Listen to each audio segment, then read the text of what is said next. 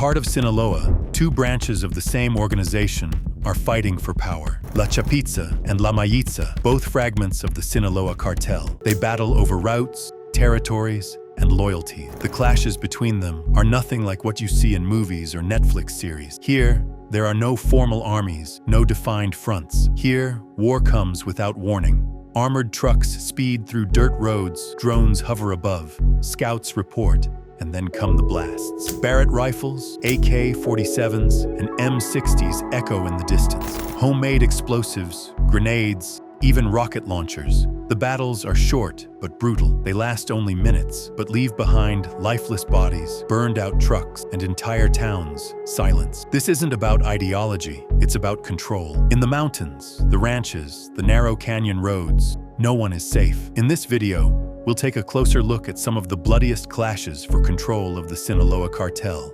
The following footage contains strong, real images. Viewer discretion is advised. Esta noche, Culiacán, Sinaloa, amaneció en un enfrentamiento.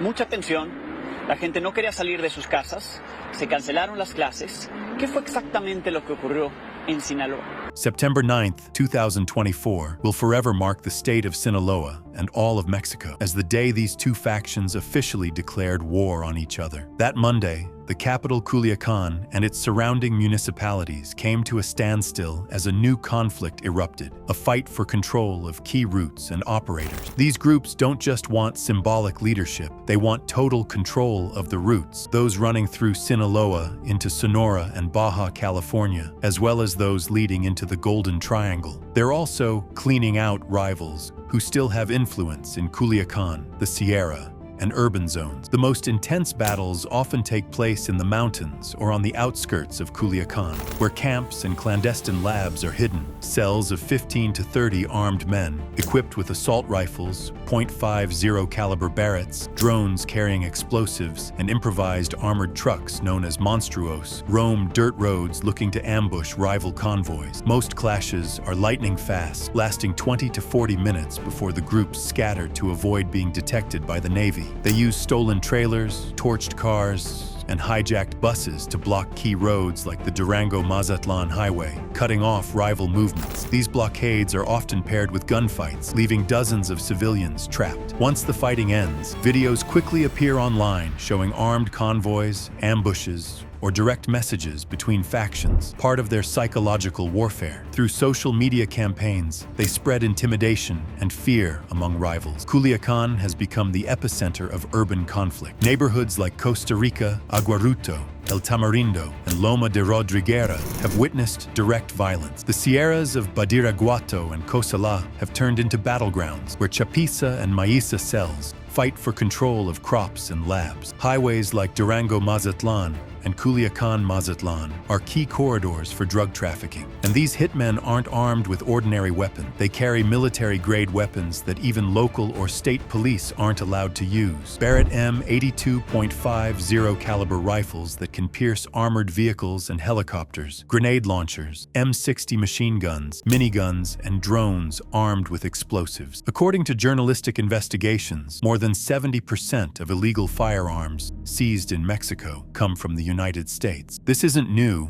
but it has tilted many confrontations against local police, giving these groups an advantage. Thermal drones are used to monitor routes and set up ambushes, paired with heavy weapons designed for destruction. From the very beginning, the war between these two factions had taken a new turn in northern Mexico. The conflict between Los Chapitos and the faction of Ismael El Mayo Zambada left the mountains and reached the highways. The Durango-Mazatlan highway became one of the most dangerous corridors in the northwest, essentially a war zone. Stolen trucks turned into barricades, vehicles torched, and dozens of drivers trapped for hours in uncertainty and crossfire.